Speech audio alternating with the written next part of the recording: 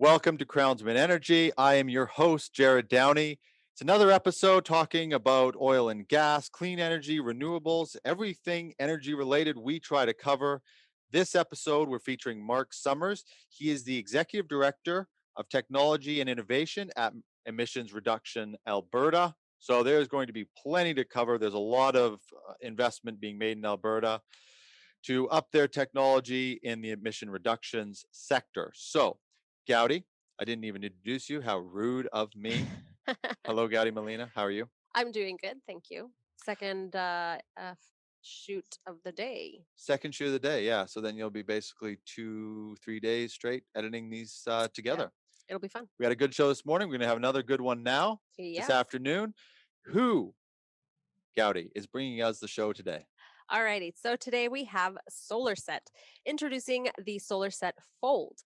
The new foldable frame solar system brings power to your residential and commercial property and can be shipped worldwide. Like all SolarSet products, the SolarSet Fold comes turnkey, pre-assembled, and is easily transported and installed. You can learn more about the SolarSet Fold and their full line of amazing solar systems at solarset.com. And of course, if you would like to be part of Crownsmen Energy, please contact us, info@crownsmen.com. We've got tons of episodes on our YouTube channel, so don't forget to also subscribe so you don't miss a single episode. And last but not least, we also have Power Zone. When you need a specialized team of world-class engineers for your oil and gas pipelines, dewatering, or any fluid handling needs, you want to visit powerzone.com. In addition to their inventory of rebuilt pumps, motors, engines, they also have an amazing team to design and engineer your systems, no matter the challenge, no matter the location. Get in the zone with Power Zone. Visit them at powerzone.com. There we go. Oh, not too many today. Nope, not today, but those were perfect for Crownsmen Energy. Okay, well, we have a lot to cover today. Mark, welcome to the show. Thank you for coming on. I'm excited to have you. There's lots to unpack. So, yeah, welcome to the show. Yeah, thanks for having me on the show. It's a great pleasure to talk to you today. You know, I was going through your website, and you actually do a podcast yourself. I don't think you're quite as crazy as us, doing two or three a week. But you've had some great guests on yourself. Yeah, absolutely. It seems like just about everybody these days, ERA does have our own podcast. We call it Carbon Copy, and we've had 5 episodes so far, and we've got 2 more in production. For the most part, we try to focus on one project in our portfolio so we can dive a little deeper, although sometimes we'll highlight a couple projects or technologies that are related. It's a podcast about the technology that we fund and about the engineering and economics of a lower carbon future. We try to make the episodes bite-sized enough that people will listen to the whole thing. We talk with our guests about the technology that ERA is funding, how it works, what's been accomplished so far, the overall impact of the technology could have for Alberta and beyond, and what's going to happen next. So far, we've covered, as I said, 5 topics, ranging from managing methane emissions in Alberta's cattle industry, carbon capture and utilization, the role of hydrogen, and we just released a 2-part series on energy beneath our feet featuring geothermal and SAGD. Yeah, I heard. I actually heard part. I heard part of part 2. It was quite interesting, and you sort of set it up with someone like you who's so involved in the industry. When you do a show like that, you know, you've done 5 episodes, so you're a couple in now. Do you find that your perspective, you sort of, I find with me, I can have a very smooth conversation, but then I realize you have to sort of speak out to you're speaking to the guest, but you kind of got to speak out to the audience. Do you find that it sort of helps you clarify the way to communicate these ideas and these technologies by doing these long form discussions? Yeah, absolutely. I mean, that's a great insight. It helps me. I'm not often the most concise speaker in the world, and really tapping into the brains of the folks that are involved in these technologies really helps to sharpen the way that we can talk about. You know, one of the greatest things about my job is the opportunity to connect with and learn from innovators and thought leaders and industry leaders. And so I would say absolutely carbon copy has been a splendid way to tap into those great minds and to share that knowledge for anyone that's interested. Yeah, it's so good to see people doing, and and I listened to the one that I did. It was quite technical. You were actually going into the technology, which is what people need. There needs to be more of that. We've been encouraging. We're actually producing a new show for another company, trying to help them because if we're if we're the only ones doing it, of course, then it doesn't have as much value actually. So you need lots of people contributing into this space, so it becomes commonplace for a way to share knowledge. Let's jump into ERA. Very interesting organization.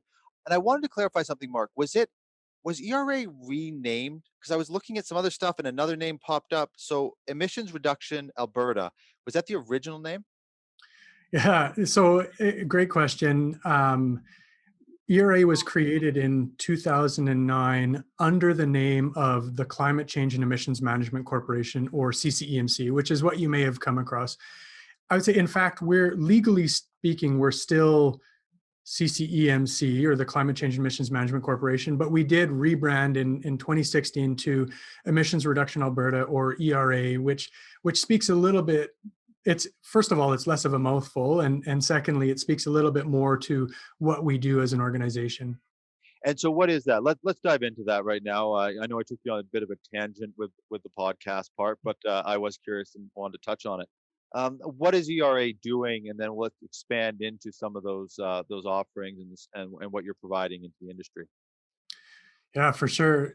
ERA at its core is a funding organization. I mean, we are much more than a funding organization, which I can certainly touch on, but at our core, we're a funding organization that helps achieve environmental and economic outcomes for the province of Alberta. So what we do is fund projects that advance innovative technology toward commercialization. We operate at the intersection or overlap, if you will, between economic benefits and specifically greenhouse gas reduction. So anything that we fund as a funding organization necessarily needs to have potential for both greenhouse gas benefits Mm. and positive economic outcomes. So since inception, when we were originally called CCEMC, we've now awarded almost $650 million in funding to just over 200 projects. And, I would say we've been very fortunate over the years to leverage our investments with private dollars, with federal dollars, and even other funding sources. The 204 projects in our portfolio represent a total investment of $4.5 billion. And we're estimating almost 40 million tons of greenhouse gas reductions in CO2 equivalent by 2030. Wow. That's directly from the projects in our portfolio alone. This number will increase dramatically as the technologies we've funded and are continuing to fund get adopted into the marketplace. So if it's all right, I mentioned the importance of economic benefits also. The projects in our portfolio are estimated to have a GDP impact of more than $3 billion in Alberta and $4 billion if you look across Canada. So, all this is I'd say a good start, but in reality, these numbers and the number of projects we've invested in, frankly, are not the long-term measure of success. As I alluded to, the real success for ERA and our projects will come later, when the technologies we support are commercialized and deployed across the marketplace. So, that's in a nutshell who we are and what we do. And certainly, if you like, I can take a minute to explain a little more about how we do that. But back over to you. Yeah, I definitely have some questions. One thing I wanted to clarify right off the bat too, because it is always a question that comes up whenever you talk about funding. We've had Corinne on the show. We're going to talk about them. Joy Romero's been on. We've had other guests that are sort of part of that funding stream or taking things to commercialization and all these. So how to ask this question? Do you land in the spot where it's a startup or it can be already commercialized and needs expansion? Or is the criteria that it has to be economical, it has to be able to actually generate revenue and reduce emissions? and can it be at any starting point, or does it have to be at that very starting stage of development? Is there sort of a criteria there, or does it change per funding stream? Yeah, so really, really fantastic point. And if you like, again, I can dig into the funding process a bit more Yes, and please. some of the evaluation criteria. But maybe to answer your question more head on, I think partly what you're getting at is sort of the space that we occupy in the innovation system, and that is, so from an organization perspective, we can work out with just about anybody, but we're looking specifically for technology at the, if you talk about technology readiness levels or stages of development, we look for opportunities that have essentially been proven in the lab, where prototypes have been developed, where bench scale units have been developed and proven to be successful. And then what happens is the technology needs to be scaled up and put into the field for a field pilot project or a commercial demonstration or even a first of kind commercial implementation project. And so that's kind of where we sit. And it works well because a lot of our partners in the system, like Alberta Innovates, for example, they tend to fund projects a little earlier stage, and we have kind of handoff mechanisms where really high quality opportunities can graduate essentially from the Alberta Innovate system to the ERA system. And we have partners, maybe particularly in the federal government, with the likes of BDC and EDC and others that have financing available for opportunities that are now at kind of the commercial stage and have in essence graduated from ERA funding. So, and I want to clarify this, if nothing else for my own understanding, but I'm sure because we have an interesting audience. I'm in Vancouver, you're in Alberta. There's going to be people across Canada, even in the U.S., that are going to be watching this. So, are you taking part? Are these grants? Are these through competitions? And I know we're going to jump into them, but just in general, how is the money distributed? What is attached to that financing? Yeah. So simplistically, we are a grant funder. So our funding is what I think people like to refer to as non-dilutive. We don't take in equity investment. We don't own intellectual property coming out of the project. It's not maybe a pure grant in the sense of we don't provide the money upfront and hope for the best. We actively monitor and work with the recipients of our funding to ensure the projects are proceeding in alignment with the objectives, in alignment with the milestones and deliverables of the project. And so in the, ultimately it comes down to a legal agreement. We set up a legal agreement with the recipients of our funds, and those legal agreements talk about the milestones and talk about the payment schedule and talk about the obligations on the part of the recipients and the part of ERA. And so we end up making our payments on a milestone completion basis to help ensure the projects are moving along and accelerating toward the outcomes. Yeah, yeah, yeah. And I just wanted to clarify that because I've done other shows where there's sort of the funding stream, and then that doesn't get clarified to the end of the show. And then of course people get busy, so they might have missed it, and they might have thought, oh well, I'm not giving up equity, so I don't even want to hear this. So I kind of wanted to get that part out of the way right off the bat. Um, Absolutely. so let's jump ahead to now, if we can, Mark. Is there? I know there's some major funding streams coming out of Alberta. What's sort of the main ones that you're involved in right now, from your position of that innovation and technology stream? Yeah, for sure. So maybe I'll tackle right off the front, because you talked about the importance of talking up front the what's here and now. And so I'll start by talking about a competition that we're working with and helping CRIN, or the Clean Resource Innovation Network you referred to already, put out the door. So I'll start with maybe a quick reminder of who CRIN is. I know, as you said, Joy was on the show. Great episode, by the way. But if anyone didn't catch that episode, CRIN, or the Clean Resource Innovation Network, is a pan-Canadian network, like a network of organizations with a focus on making sure that Canada's energy resources can be sustainably developed and integrated into the global energy supply. So One of the things that's really powerful about CRIN is that the network can identify the needs of the energy market and can facilitate that market pull that you often hear so often to accelerate commercialization and technology adoption. And on top of that, the network is not just energy producers, but entrepreneurs and investors, academia, government, and others. So this market pull can essentially be matched up, if you will, with the solution providers and the investors and everyone that needs to have a role in commercialization. The facilitation of partnerships is a key ingredient for the CRIN recipe, allowing solutions to emerge that wouldn't have otherwise made the necessary connection. So with that said, CRIN has just launched on March 24th a $50 million technology competition focused on reducing the environmental footprint of Canada's oil and gas industry. And CRIN has partnered with ERA, with us, to coordinate and deliver that competition on their behalf. And this is exciting to talk about today because it's open for submissions now, and it will be open for submissions until May 20th at 5 p.m. Pacific time.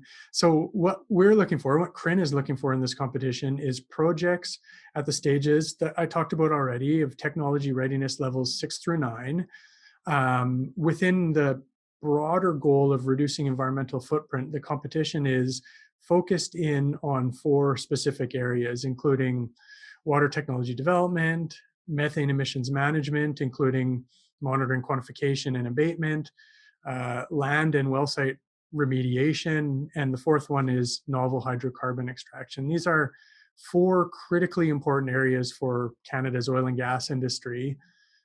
So let's say in this competition, with up to $10 million is available for successful projects. And if it's all right, I just want to note a couple things. One is that becoming a member of CRIN is free, and it's packed with benefits, including the ability to apply for funding in this competition. And so if anyone's listening, anyone is interested, go to the CRIN website and become a member.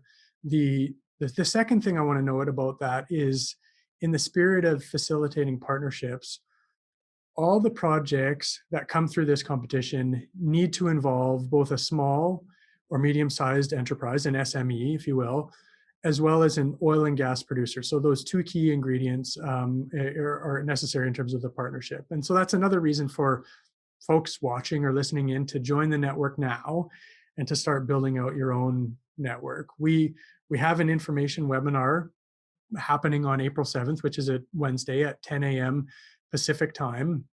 We'll talk about the competition, the scope, the eligibility requirements, the process, the criteria, and we'll do a live Q&A session for the second half of the hour. If you want to sign up for the competition or learn more about the competition, or I should say sign up for the register for the webinar, the details are available on our website at eralberta.ca. And maybe the last thing I'll mention about CRIN is that this isn't the only competition CRIN is launching. A second competition was launched on March 31st, focused on low emissions fuel and products, and a third competition will be launching at the end of April. ERA is not partnered on these 2 competitions, but we're very excited for CRIN and for the technologies that will come out of these 2 competitions. It's really exciting, and I think I pretty much say it on every time I have an organization or company from Alberta. There was a lot of talk of would Alberta embrace a host out of Vancouver hosting an energy show that was predominantly Albertan companies.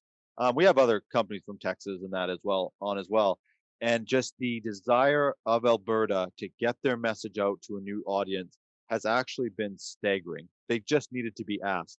So, and I'm glad you're being part of that, supporting that, just that push to get the message out. And I wanted to, but you touched on something, and I can't even remember the exact wording. You said they have to be part in this current one that you've partnered with CRIN on. They have to have. Can you say it again? An SME and a operator. What was the 2 criteria? Yeah, no, thanks. It's worthwhile reiterating that point. So every project funded through this particular CRIN competition has to have at least 2 partners on the project. One of those partners has to be a small or medium-sized, SME is the term that often gets thrown around. It's a small and medium-sized enterprise, an organization with fewer than 500 employees, essentially. So that's one partner that needs to be on each project. And the second partner that needs to be on each project is an active oil and gas producer in Canada. Mm. Oh, I see. So you could, okay, so you could be a larger company that's developed a new technology and then be partnered with a smaller company and an oil producer, and then you would be eligible for it. Is that kind of, or do I have that right? Yeah, absolutely. I mean, there's a lot of different configurations. It can be a small oil and gas producer. It can be a large oil and gas producer. It can be a small innovator. It can be a large innovator. We want to see other partners as well. We want to see academia. We want to see other facilitators. We want to see other financiers. We want to see lots of partners on these projects. But the sort of core is there has to be an SME and there has to be an oil and gas producer. And I guess the simple question to that is the why. And could you outline the importance of having those two criterias? Obviously, it's a large amount of money, so it's got to go to the right and have the end result that we're looking for. So why did those two criterias get implemented? Yeah, there are a lot of reasons why it was structured like that, and I can maybe touch on a couple of the most important. Um, the first is that what we've seen, first of all, what we've seen at ERA, and also in the spirit of CRIN and what CRIN represents as a network and facilitating partnerships, is that partnerships are going to be absolutely critical to solve the I don't want to say problems, but solve the challenges that industry faces, and to help overcome the challenges and the need for economic benefits and greenhouse gas reductions. The other is that um, oftentimes we see organizations, whether it's a large organization or a small organization, whether it's an innovator or whether it's a producer, sometimes there can be a tendency, intentionally or unintentionally, to be a little bit insular. And so by in essence forcing these partnerships, they're forced to look beyond their boundaries, and forced to take in different perspectives from either from industry or from the innovation community. And so those are just a couple, but there's a whole host of reasons why this makes sense. Yeah, it's just very interesting. Has that I want to talk a little bit about some of the past competitions you've had too. Has that criteria, I just, for whatever reason, I find that criteria very interesting, because I do understand that it is easy for a company to sort of build up its walls around, try to drive its product down the lane. But then when it gets to market, we had Joy on the show talking about that. They fill a gap, but then that gap might have already been filled over here, or it might already be collaborative, or it might not work because this has been done on this part of the supply chain. There's all these different things. So that collaboration eliminates some of those issues. So I think it's a really important thing to touch on. Is that commonplace? Maybe using some of your past competitions as examples? Yeah, no, thanks for that question. I would say maybe just to take a step back and clarify, not every successful technology necessarily has to go through that pathway. We've had great examples of it happening otherwise in some of our past competitions, some of our current competitions. We've seen in some cases large multinational organizations have their own R&D departments, have their own innovation groups, and can bring forward and develop and ultimately commercialize technology without the need for an SME. So that's not the only pathway to success, but this current competition is a really good opportunity to facilitate and force those situations where those partnerships will be beneficial and will be critical for success. In ERA's past competitions, we have had, it's not exactly the same, but have had similar requirements before. We've had funding competitions that are specific to SMEs. We've also had funding competitions. We had one funding competition in partnership with one of our federal counterparts, SDTC, that had a very similar requirement that all consortia or teams applying for the competition had to involve at least an SME, and at least someone that represents a customer or somewhere downstream in the value chain. So it's a very similar requirement. So we've done things like that in the past. A couple of our most recent challenges, and if you like, I can talk about those. Haven't had a similar requirement, but we have had some very successful projects come through some of those recent challenges as well, and I'm very happy to highlight some of those if you like. Yeah, I think I would like to. It's very interesting seeing all these different streams. I mean, for a lot of people watching, it's a whole other world that they may not even be aware of. And hopefully, there's somebody watching that goes, "Oh, I would have qualified for that, so I need to keep my eye out for it next time." So yeah, I would really like to go into some of those past ones to sort of outline their criterias and sort of the success of them. Yeah, for sure. And this is the part that gets me quite excited because we get into the project examples, and I love talking about the projects that we're funding. So, if it's okay, maybe I'll start by saying that ERA really has three ways to fund projects. The first is through our targeted challenges or calls for proposals, and that's maybe what I'll focus in on a little bit from a couple examples. These are competitive processes with well-defined timelines and strict deadlines for that matter, and are generally focused in on a particular, I should say, theme or industry. The second is through our Energy Savings for Business program, or ESB program, which you may have heard about and is active and open right now. I won't talk about that much today, but you can certainly find more information on our website. As I said, it's active and it's quite exciting. The third is through our partnership intake program, which allows us to work closely with our trusted funding partners like Alberta Innovates, like SDTC, like NRCan, BDC, EDC, and a number of others, to leverage funds and leverage due diligence and share risk, and in some cases reduce the administrative burden for applicants by having two organizations look at one proposal. So I'm going to give a couple examples from our challenges, but I guess I want everyone to know that we do have our ESB program and our partnership program, which the latter, which provides us with important flexibility to look at really high quality opportunities when we don't have a competition open, or when that opportunity falls outside the theme of our current competition. Yeah, and I think actually you can see all that information right when I was on your website today, and it was actually, I think it's one of the first thing that pops up on your website when you got on, so it's easy to find. We'll obviously have links and everything. But yeah, let's dig into a couple of those examples, Mark. I think that'll be exciting for the audience to actually see some of these processes if you walk us through it. Yeah, for sure. So the first funding competition example I want to mention is what we called our natural gas challenge. This was completed last year in 2020, and we announced $58 million in funding toward 20 projects. These projects are diverse and span the upstream, midstream, and downstream natural gas industry. The projects themselves range from drilling of natural gas wells, for example, to renewable natural gas, to artificial intelligence for detecting natural gas leaks, to new ways to produce hydrogen. And maybe if it's all right, I'll highlight a couple of the hydrogen related Oh, projects that please. are Yeah.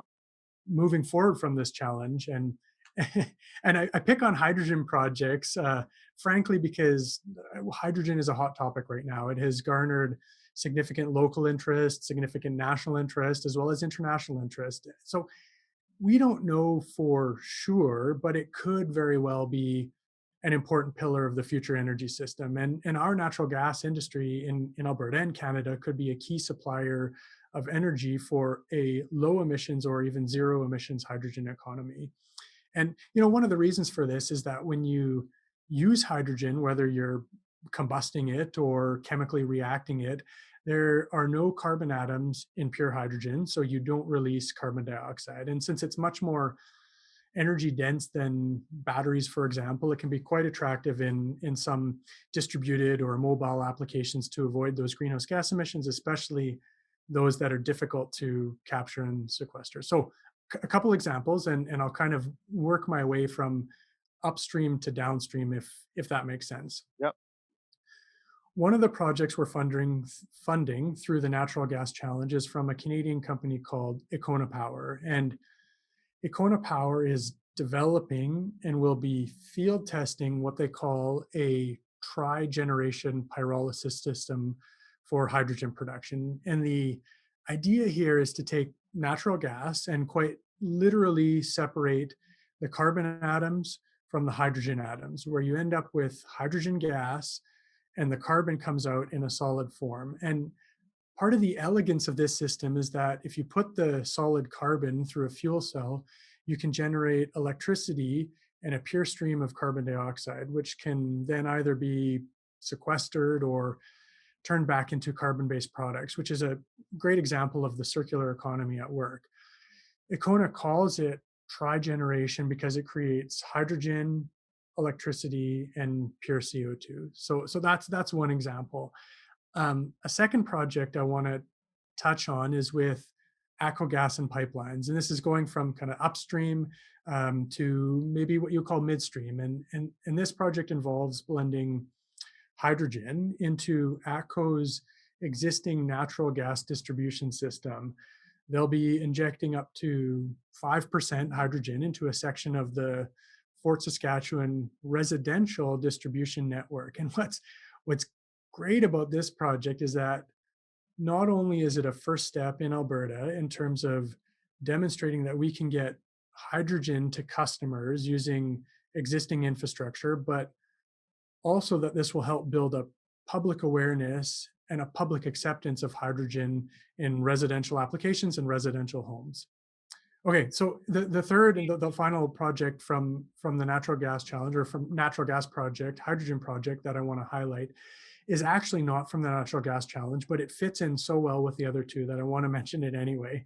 You may have heard about this project, which is called the Alberta Zero-Emissions Truck Electrification Collaboration, which is quite a mouthful, but is more simply known as the AZATEC project. This was funded through what we called our BEST challenge right before our Natural Gas Challenge, and is a downstream or hydrogen use project. This one's exciting. Well, they're all exciting, but this one's exciting because it will put two actual hydrogen-powered trucks on the highway between Edmonton and Calgary. And as it turns out, this segment of the transportation industry with ultra heavy duty long haul operations appears to be particularly well suited for hydrogen because of the energy density, because of the range it affords, and because there are ultimately no harmful emissions from the tailpipe. So those are a couple examples from our Natural Gas Challenge, and incidentally from our BEST challenge. Yeah, now if it's all right, I wouldn't mind taking one step further back in time and talking about another challenge that we completed. Our Oil Sands Innovation Challenge, launched in 2017, was a big success. We have now in our portfolio $65 million in funding committed to 8 projects through that specific challenge. These 8 technologies have the potential to drastically reduce the greenhouse gas footprint of Alberta's oil sands industry in particular. And just to highlight a couple projects that are now complete and having an impact already. The first is from ConocoPhillips, who completed a pilot project demonstrating the use of non-condensable gas injection to mitigate the effects of thief zones. And that sounds very complicated, but the idea is that in some oil sands reservoirs, there are water bodies that can effectively steal heat away from the reservoir. These are called thief zones. Now, that's an overly simplified explanation, but you get the idea. And so the concept here is to use a non-condensable gas, in this case natural gas, as essentially a blanket between the heat in the reservoir and the thief zone, so that all the heat injected does work to produce bitumen instead of doing work to heat up the thief zone, which doesn't really help at all. So the pilot project here with ConocoPhillips was highly successful, and I believe ConocoPhillips is already rolling it out for different well pairs and different well pads in their operation. That was that you touched. That was, I think that was part one. I think I listened to some of that. Yeah, that was part one of episode 4 on your podcast. I think you unpacked that in pretty good detail, don't you? Yeah, absolutely. Thanks for mentioning that. In fact, I've already mentioned two projects that were featured Oh, in Carbon Copy.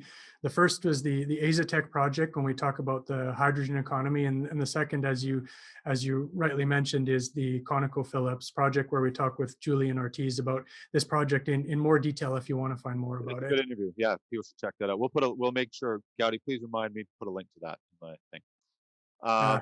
And I think you were going to talk out before I cut you off. I've been doing that a lot today. There was a second project you were going to touch on, Mark. Yeah, absolutely. And no problem cutting me off. If sometimes if you let me go, I'll just keep talking forever. The second project I'd like to highlight is from MEG Energy and involved a pilot demonstration of what they call their EM Vapex process. And the idea here is that after a SAGD reservoir has been steamed and heated up and pressurized, after a certain point, instead of continuing to inject steam, they essentially switch over to injecting a light hydrocarbon into the reservoir that doesn't need to be superheated and pressurized. And this light hydrocarbon, or solvent, if you will dilute the warm bitumen, because the bitumen is now warm, and allow for continued production through the production wells. Now, what's fascinating is this has a dual benefit of allowing that freed up steam capacity or steam production to be diverted to new areas in the reservoir without adding additional steam capacity at the plant. And more importantly for us, it also significantly reduces the overall greenhouse gas footprint over the life of the wells. So this project was also highly successful and demonstrated greenhouse gas reductions of more than 40% per barrel of oil produced, with potential to go possibly even higher. So the third example, and this is the last example, oil sands example I want to talk about, is from Imperial Oil. And again, I'm bending the rules a little bit. This one is not from our Oil Sands Innovation Challenge, but again, because it fits so well with the theme of the other two examples, I want to mention it very quickly. This was again a highly successful pilot project of Imperial's cyclic solvent process. And the concept here is to inject, again, a light hydrocarbon or a liquid solvent in this case in a cyclic manner, so that in the first phase of the cycle, the solvent is injected and it mixes with the bitumen. And then in the second phase of the cycle, the solvent bitumen mixture is produced to the surface, where the solvent can then be recycled and re-injected into the reservoir. So through this pilot, Imperial saw the potential for greenhouse gas reductions as high as 80% per barrel of oil produced when you compare to the steam-based version of this process, which is called cyclic steam stimulation, where you do the same thing, but essentially with steam instead of solvent. So all three of these are very exciting and have the opportunity for truly remarkable greenhouse gas reductions in the production of oil sands. And of course, we've had a number of other competitions, and I encourage anyone interested to check out our website or even contact us to learn more. It's a lot. One of the questions that came up to me while we were going through those, a lot of these companies that are applying for these grants and getting this funding, are they companies that operate within the energy sector already? They're like I think ConocoPhillips, they're an E&P company. Um, so then they expand, or they start doing R&D and develop out of this. Do you see many companies that are just, a couple people, there are maybe engineers or something from from two different companies, they get together, formulate a company, and then try to take it to market? Does that happen, or do most of these have to be built on the back of a solid company, with cash flow and R&D spend and things like that, just to be able to get it across the line to even be able to look at these funding options? Yeah, I'm glad you raised that. So no, there's not one single formula for success. I mean, one of the advantages of the existing operator companies is they have cash flow, they have existing operations, they can bolt on or integrate new technology into their operations without having to necessarily build a whole new plant. So there's a lot of advantages in working with existing industry operators. And in fact, going back to the CRIN competition that we talked about, that's one of the value propositions of forcing these partnerships, is you get to leverage the existing assets and the existing know-how and wherewithal of the operators. But that's not the only thing that we see. Sometimes it's partnerships. Sometimes we do work with startup companies, small and medium enterprises on their own without the partnerships, and then later we can help, or others can help to facilitate those partnerships if they're required. Or sometimes they can even build their own organizations. For example, if you're thinking about examples where we're creating new markets, or instead of integrating into existing markets, we're creating new demand. For example, if you're using carbon dioxide to create new carbon-based products. So it's funny you mentioned the example of just a couple of guys. One of the first projects we ever funded back when we were called CCEMC was with a company called Evergreen Technologies, and it was quite literally a gentleman and his dad developing a technology, or that had developed a technology out of their garage. And so that's probably on kind of the smallest end, but we've worked with startups, we've worked with SMEs, we do work, of course, with the large multinational organizations, we've worked with academics, we've worked with not-for-profit organizations. We can work with just about anyone, and there are different pathways to success.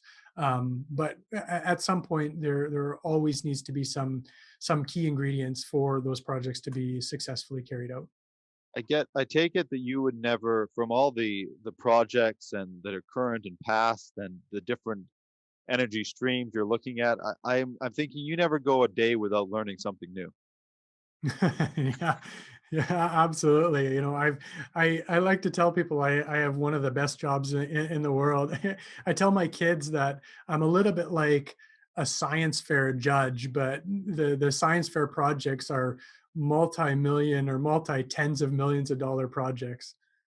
But the same amount of pressure, when you're a kid, that's the biggest thing that you've done. And for them, a lot of these professionals, these are some key moments in their careers and in their businesses.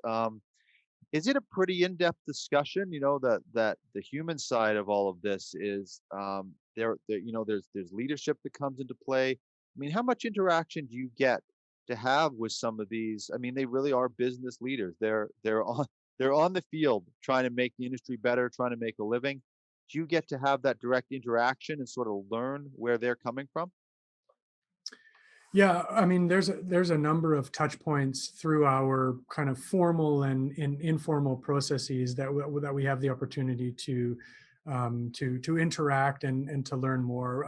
Speaking specifically about our process, before we launch any call for proposals, I'll take a step back and say it's critically important for us to invest in opportunities that have the right conditions for success. We want to fund technology that has the right regulatory environment, the right policy landscape, the right team behind the idea, and most importantly, the right opportunity in the market, whether that's an identified industry need or an opportunity to disrupt existing markets. The market has to be there for the technology to thrive. So before the launch of any ERA challenge, we engage with industry, with government, with innovators, with investors, and with others to make sure we're focusing on solutions that have the greatest opportunity for success. And so, to your point, it is tremendously helpful for us to hear directly, even before we've invested a dollar or announced a funding challenge, to hear directly from those that we fund, from those who have applied to us for funding, and from those that aren't even yet on our radar screen, the idea creators, innovators, industry operators, and those helping to create the economy of the future. They all help us shape our funding initiatives and align our outcomes with the opportunities that are coming through the technology pipeline, so to speak. I often like to say in some presentations and otherwise that one of the worst things we can do as a funding organization is to launch a big funding challenge and have nobody apply, because we haven't taken the time to understand the market needs and the offerings from innovators and where those two things intersect. And so Yeah.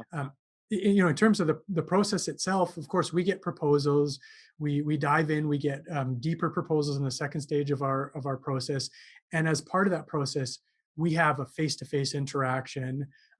In some ways, at different touch points throughout the process, but we have a face-to-face interaction, a presentation from each of the applicants that make it through the second stage of our process. So they can see us, they can understand where we're coming from, and we can ask them pointed questions about the project and understand where they're coming from and understand the needs and the value proposition of the projects they're putting forward. Alberta to me has been very brave in the last few years, and I don't use that word flippantly. I've lost a business before, so I know that economic pressure. I was in the construction sector in 2008. I can still feel it as much today as I could back then. When you care about something, and there's Alberta has faced a ton of pressure, uh, and I've talked about it many times on the show, and I will keep talking about it because I remember few years ago, there was this news article that came out, sort of the premiers were at each other, and it was like Alberta versus BC. And I just the most ridiculous thing I'd ever seen. Never even thought of us as an adversarial. It was just so ridiculous to me. And I still think it is. But and I think Alberta's been very, very brave to try to withstand some of this pressure that they've gotten, both from even countries outside, people coming there and sort of kind of dumping on them and that. And now the industry struggled, the energy sector. And the reason I say all that is because you are still funding these innovations from within Alberta.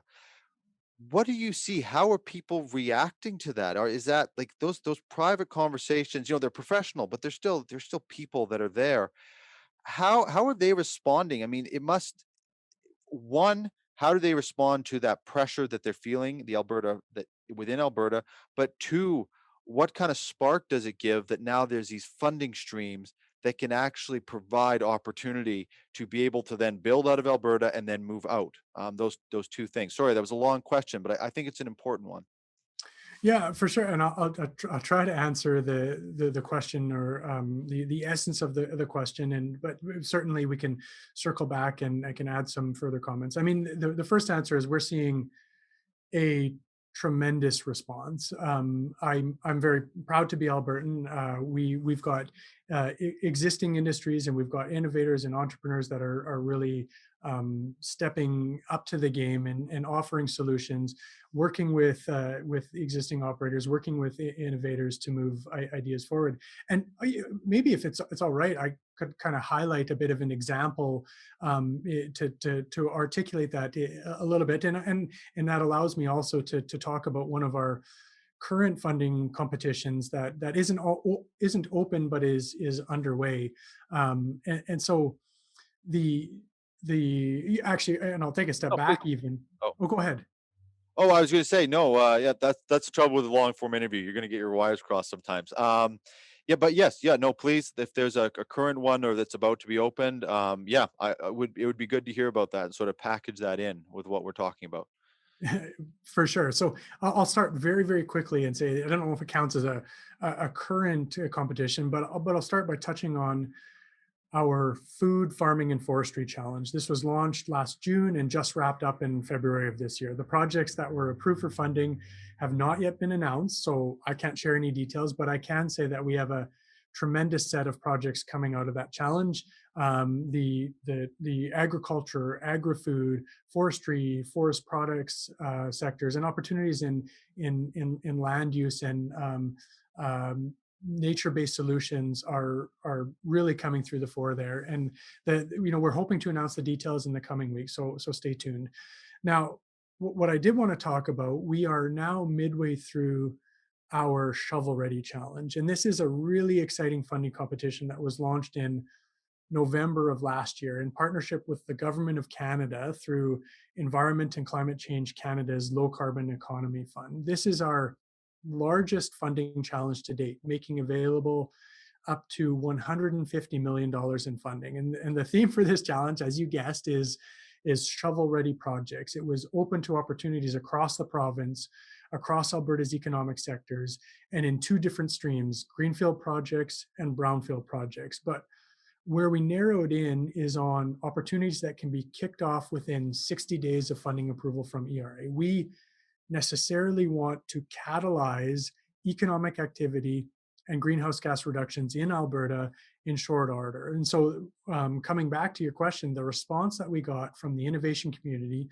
and from industry operators and partnerships was overwhelming, and overwhelming in a good way. We ended up receiving more than 280 applications, and the total funding request among these 280 applications was over $2.2 billion. So that's about 15 times as much money as we have available. So for us, this is a clear signal that there's pent up demand for technology innovation projects, and that Albertans are responding rapidly and seriously to the climate challenge. Yeah, it's and I think I hope it's sort of an honor for our little show to have a small part in sort of getting that message out, because I think it's an important message. And and I'm not even knocking the media outlets. I mean, they've got to operate between commercials. They can't sit on here for an hour and unpack it. But I think Alberta could be given a lot more exposure without too much trouble for the innovation that is coming out of there. So I'm glad to do our part. Mark, before we wrap up, you touched on the events. Can you just remind us again, where are these events? You've got April 7th. I think you've got a panel coming up. Yeah, April 7th, we've got no, sorry, not a panel coming up. April 7th, we've got an information webinar about Okay. the CRIN funding competition. And on April 20th, we've got an event coming up in our Lessons Learned series. So in 2018, we started what we called our Lessons Learned series, and these are knowledge sharing workshops, essentially, where we put the project teams that we funded in front of an audience, so that the knowledge and the lessons that were learned over the course of those projects can be shared. And we feel this is really important, not only to facilitate proliferation of the technology into the marketplace and ultimately maximize the impact of our investments. We don't want to fund technology that's just going to sit on a shelf or in a report, but also to share the challenges and pitfalls in technology demonstration to help the broader innovation community learn from each other and strengthen Alberta's overall innovation capacity. So the next lesson learned workshop we're hosting is coming up right around the corner. It'll be on April 20th. That's a Tuesday at 9 a.m. Mountain Time. This one will be virtual, as all events are these days. And we have a great program lined up. We'll have presentations and a panel discussion showcasing some projects from ERA's food, fiber, and bioindustries focus area. We'll also have a presentation from a thought leader on the topic. So if anyone's interested, you can register for free on our website at eralberta.ca. Okay. We'll have links to all that. Mark, thank you for coming on the show. There is, I mean, what did you, how many products did you say you, has been 204, yeah. 304? 204 in our portfolio. 204. So we touched on about 8 of them. So Yeah. we didn't cover a whole lot, but I think it will give people a good perspective of what ERA is doing and some of what's coming out of Alberta. It's another sort of piece. We've had Darcy Spady on, Joy Romero, and now yourself.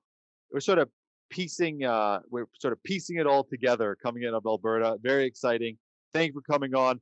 Hopefully we get to work with you again. I think some of the companies you're working with, we'd love to have them on. Lots of exciting stuff.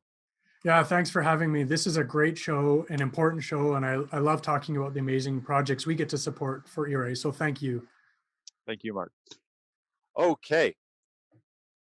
See, it's nice when you get to do the second show and it's a fun show. Yeah. And it's completely different than the other one, because the other one was like mining, boreholes, and it was in a different studio even, which is 10 feet away from me. But Not even. not even. We just spin the camera around. But no, thanks for Mark for coming on. Gowdy, we're gonna have lots of links. I might need to I might need to pick ERA's brain a little bit to get all the links Yeah. of some of the topics he brought up. But where can people follow, like, subscribe, sponsor, suggest guests, all the other things people are doing? All right. Well, first off, please subscribe to our YouTube channel so that you don't miss a single episode of Crownsmen Energy. Also, if you'd like to suggest a guest, contact us, info@crownsmen.com. Or if you'd like to be a guest yourself, also contact us. Sponsor an episode or multiple episodes. Again, info@crownsmen.com. And then, yeah, that's kind of it. We don't have single episode sponsorship anymore. We used to You're sell, right. people used to sponsor one episode and it was just chaotic. Because what I we'd have know. is we'd have like 8 people and all pick one episode. Yeah, that's true. Sorry, not one episode, multiple episodes. Yeah, it's only multiple. We're putting restrictions on it, guys. Okay, thank you, everybody. Thank you, Mark, for coming on the show. Thank you, Michelle Gurney, for helping organize everything. Thank you, Gowdy, for keeping everything. It was a busy day today. Thank you, Rory. Thank you, everybody. Thank you for watching. We'll see you on the next episode of Crownsmen Energy.